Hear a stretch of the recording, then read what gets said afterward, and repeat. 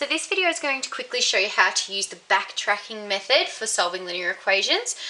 So basically what we do is we start by looking at our x and we just write down everything that has happened to x, basically in the order that it happened.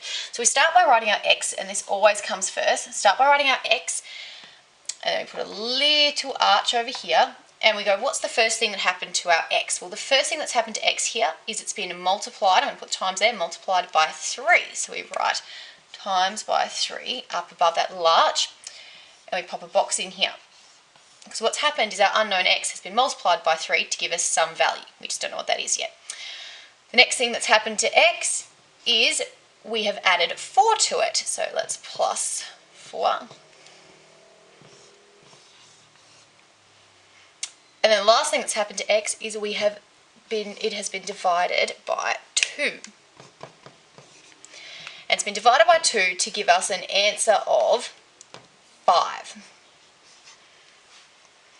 Okay, so now you remember from a few weeks ago we talked about the opposite of times being divide and the opposite of take being plus.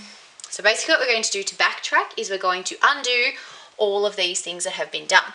So let's start with our 5, and now let's backtrack it to find the solution of x. So we start with our 5. What was the opposite of divided by 2? Well, that's timesing by 2. So we're going to take our 5 and multiply it by 2. That's going to give us 10. Then what we're going to do is going to take our 10 and we're going to do the opposite of plus 4, which is going to be take 4. So 10 take away 4 is going to give us 6. And then the last thing we need to do in order to find our x is the opposite of times 3, which is going to be divide 3 by 3. So 6 divided by 3 is going to be our solution for x. Therefore, x equals 2.